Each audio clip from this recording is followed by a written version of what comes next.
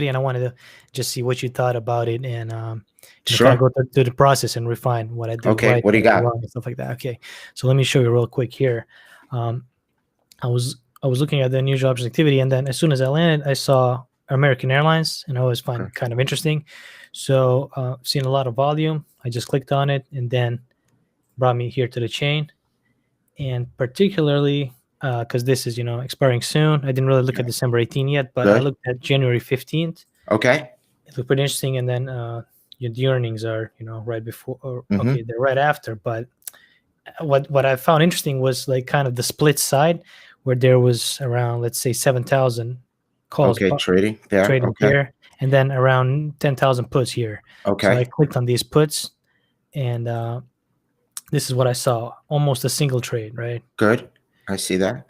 And then when I went here, I clicked on volume, and then it kind of showed me So which that. one, the Okay. the largest number, 1040, and it was all spreads. So Okay. when I saw that, I was like, okay, so how do I make some sense out of this? I didn't really understand. Okay. Okay. And I Good. wanted to help. Yeah. First thing I would say is let's go back to the beginning. Okay. Let's go back to the unusual options board. Okay. Okay. So good. I mean, it comes down alphabetically, so that's Right. good. Anyway, but you saw American Airlines, and you see that the volume is pretty high for this time in the morning. So, or it's just turned noon. So 11:30 noon. Okay. The first thing I would say is that the implied volatility is not up. So you see all the way on the right-hand side, right? The change. Okay. So your implied volatility is 88.3. And it's not up. It's actually down. So Okay. that's my first just view of, this is, I'm glancing at things. That's what I see, right? So I would click on the IV up filter at the top for a second. This one. Click all the way at the top, the filter. Oh, the filter. Sorry. Let me go here. IV up. Right. So, Okay. and then sort by change. Oh, That's sort of like some of the names that I start off looking at too. But a lot of times these could be pushed around very quickly or a lot. And a lot of the names you see are little $1 stocks, $3 stocks. But I like looking to see what's up there. Just maybe you catch something, a bigger stock that's having a move. Like looking at probably the price and then the volume. So kind of. Yeah, I go back and forth between. You see, I look for the volumes because I'm sorry for the implied vol to be up. So I look at that last row and I see the top five names, they're up almost 10 points, 10 implied vol. So that's a decent amount. So I'm trying to then see what are these names. And then I see, it's not names, not a lot of names that I know so well. Right. And so, just sometimes, look at Net is in there. That's up 6 points. So, that's something that's interesting, right? Net's a big cloud name. Stock's only almost done, but why is that implied vol up a little bit? So that's something I would look at. But go back to I then click volume. It's a bunch of these, right? I'm then clicking at volume, sort the volume, right? And then I have, Palantir up there, AMD, AT&T, Oxy. Okay, so this is how I'm basically toggling back and forth between, I'll change it by price. I'll look at volume, and I'm trying to gauge what I see. Now, you said you saw AAL, so now go to the company. Go to company, sort company. Oh, there you go. Okay, so American Airlines, and you saw 212, 64% calls, 30% puts. Yeah, that's also quickly. I want to ask you. So this, how do we treat this? Like it's more, but it's pretty even, right? It's not like just 90%, a glance. 10%. It's just a glance. To me, it's just there's a glance. Sometimes it'll say 99% and it's 50,000 options. And then wow, that's really interesting. Yeah. But anywhere 60-40, 70-30, even anything above 70, it's not that there's nothing to do. Just 90-10, 80-20 is a little bit better, and a little bit, maybe a little bit, for at least in the beginning, more interesting. So, but the first thing, remember, I want to get to a point where you understand primarily the main thing is that we have to find a buyer of options. We have to try to have confidence that he's a buyer, high confidence. We have to have high confidence that it's an open trade, that he's opening on the trade. Okay. And we have to have high confidence that it's not, it goes with the buying, that it's not part of a spread. So this is the main. Now, how do we know, we're We're absolutely looking for a buyer. If you pick a seller, it blows the whole thesis out of the water, right? The guy's selling the option, you thought he was buying. It's completely wrong. It's going to be completely wrong. So that's why it's so important to make sure he's a buyer. If he's a buyer, you have a fighting chance that that's right. You know, if your whole thesis is that I want to buy, I want to find people who are buying options to open, and you pick sellers, the whole thesis blows up. So how do I know kind of how to? Right. So we want to make sure that we're isolating opening buyers. Now, how do we know that? The implied volatility when the demand is up for these big trades usually goes up. Usually, not all the time. Usually, most of the time, I would say goes up. That's why I try to isolate the buyers. I try to isolate the buyers by using implied volatility up, IV up on the filter above. Once I do that, I see the option name. So click on that just to show you. Yeah, I click on that just to see which ones are in demand. You know, which options in general are in demand. Now, that IV that you're looking at in the change is 1 month IV. That doesn't mean that in 3 months, 4 months, it's not moving up, but you know, it sort of gives you a little bit of that first step to say, oh, these look like the ones that are pushed up. Okay. So now you find that. So that's first. So the first thing I noticed, go back to AAL. The first thing I noticed about AAL was that the implied volatility was, no, go back to the unusual options script. Yeah. We want to find it on the screen. So we're here, and I'm going to lead you through it. So AAL, right? So I see that. I do see the 200,000, 6430. Okay, sounds interesting. 6436. Implied volatility is down. It's not down a lot, but I would like to see it up, but that's okay. The stock's up today, 40 cents. So it sort of makes sense. Stock's up, and maybe people are taking profits. Stock's had a nice run. So let's click on AAL. Now we go to the new options change because we got to dig a little bit, and I want to verify that what I'm thinking is right. Okay. So the first thing is that we're looking at, you said you looked at the January, which is fine. I like that you skipped this week because that's just a lot of noise.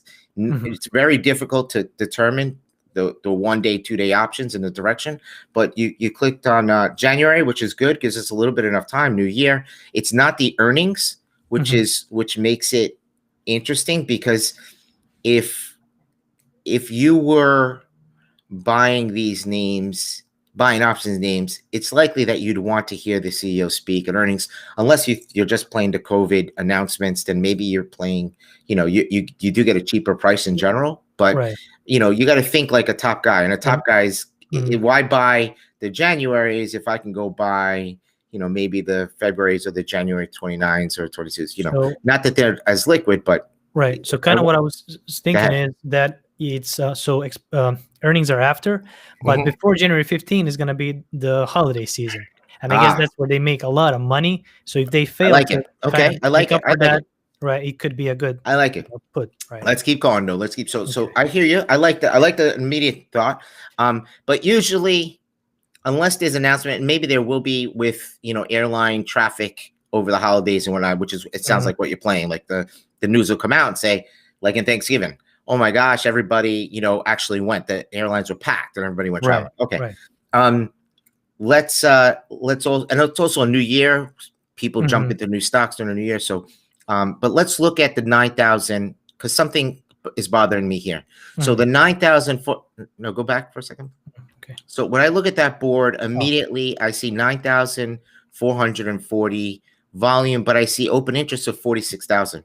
So 46, so 46,000 open interest is basically, you know, remember it this way. It's where the bets have already been made. They've already been made, these bets, okay?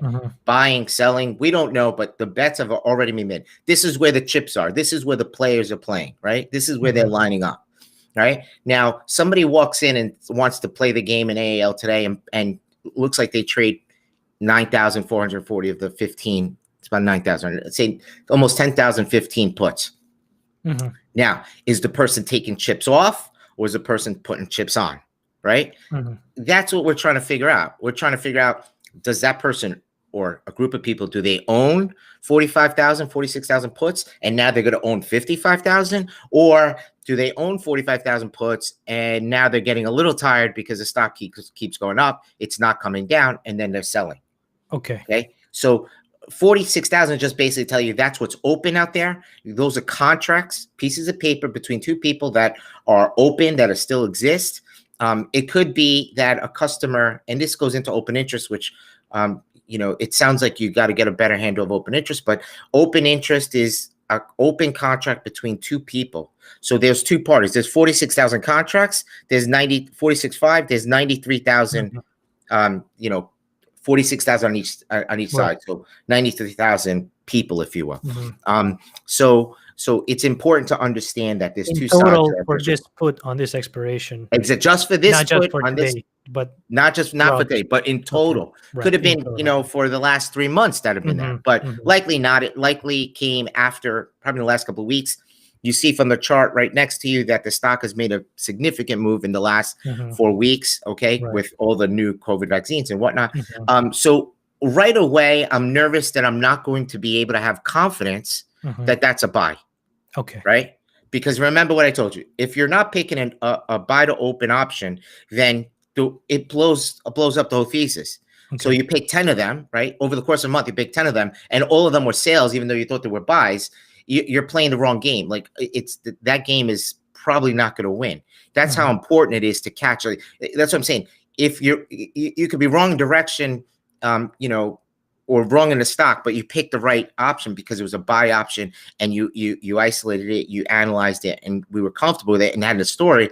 You have a fighting chance, right? You have a fighting chance, because there's a backstory too, meaning, you could find an open buyer, but he doesn't think the stock is going down. He's actually long 1 million shares of stock, and he's just hedging. Right. And you're not going to be able to know that for sure. Right. That's another confidence. So in this whole process, we're trying to reduce all these guesses. I don't want to guess. I don't want to be picking trades where I have 6 guesses. 1, I'm guessing that he thinks it's going to go down. 2, I'm guessing that it's actually a buyer. 3, I'm guessing that it's not even an opening trade. It's actually, he's a buyer, but it's actually, he's closing. So those are 3 big guesses. A lot of guessing. Yeah. Right. And then 4, I don't even know the event, because it's not earnings. And now I have to look at the event. And I'm going to ask you about the story in a second. But, these are guess after guess after guess after guess. It's not making me feel confident on the overall picture that I got a good sense of what's happening here. I don't want to force the idea by looking at the chart and saying he thinks it's going down. I don't want to force that idea. For all we know, the guy sold 45,000 puts, and now he's just buying them back to close because the stock has made a nice move. I don't know. I would have to look further and go back and see with my own data, like where the trades happened, what date they happened, were they buys on those days? Because if they were buys on those days, then he's probably selling here, right? If they were sells, he might be buying to close here. So that's how you go back in time and look at data back in time to sort of add to the story. But for right now, that's a red flag. So we have one red flag with the implied volatility. The second red flag is that the open interest is greater than the volume. So how am I going to be sure that this guy's buying to open? And what I like when you mentioned, I don't want to force the graph picture on it. So here you see the $12 was kind of that low. And I was looking at Star Chart, and when you put here $12, it lines perfectly. It lines perfectly, yeah. So it kind of fooled me, It makes sense, and that's how you should be looking. Look, that's how you should be sort of looking at it, right? Because, and I'll show you that in a second. But we're still sticking to this because you clicked on the volume. So click on the volume. Okay, you click on the volume, and now you see, okay, well, it looks like 8,400, correct. After the trade, the stock did come down a little bit. You see that the stock was starting to float down the green bar, right? Before the trade, the volatility looks like it was at the high. So I'm not sure. It looks like it was bought, right? He bought it at the high. The market makers moved it up a little bit. He paid up a little bit for these things, and it's not come down. It looks like it's probably a buy. Click on the so 84. Actually, look, it hit it on the bid. You see the bid there? 8,400 traded on the bid. Now, let's see here, 79 at 1028. He could have been buying a few. Click on time again. Go sort the time now. Time, and go to the trade.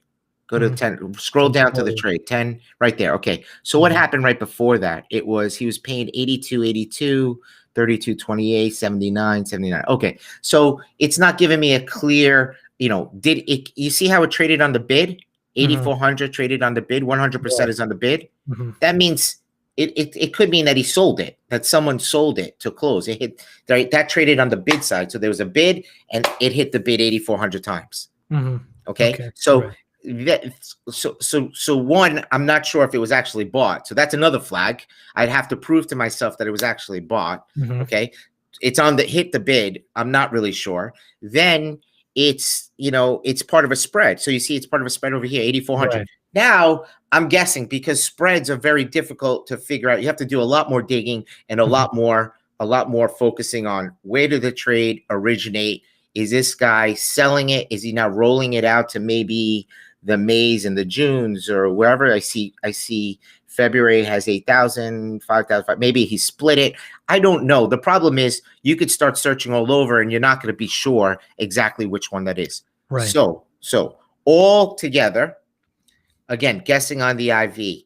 The IV is down. Okay, so we're guessing on whether or not it was actually there's buying demand in AAL. We're not sure about the open interest and the volume. We're not sure because it's a spread, and we're not even sure that he actually bought it now because it was on the bid. So net, I have very low confidence to say before I even look at the trade idea. I just want to isolate the buyers. Right. And be sure. Before researching, right. Before going. Now, you did research. So what did you find anyway? Just tell me what you find. I just glanced over a few articles and, they were pretty skeptical about the move. Yeah. The move and about the stock. Yeah. Yeah. I mean, at the end of the day, these guys, they don't need to be saved by the government. Exactly. Yeah. And if the government's smart, although they've never done they haven't proven that they're relatively smart in these cases, they would take a large percentage of these companies. The problem that they always run into is a lot of these companies are owned by pension funds, and the pension funds are made up of of police officers, teachers. They don't want to hurt the stock so much so that these pension funds get hurt, and then they're actually hurting people. So it's sort of like, it's a bad situation because it potentially allows for executives to lean on that, knowing that the government's not going to clearly crush these big names because they employ a lot of people. A lot of people have them in their own stock accounts, and the pension funds would get hurt. So the executives say, they pedal to the metal. They spend all the money. They pay themselves millions. And then if things go bad, they go, hey, government, you got to help out the 20,000 people that we hire.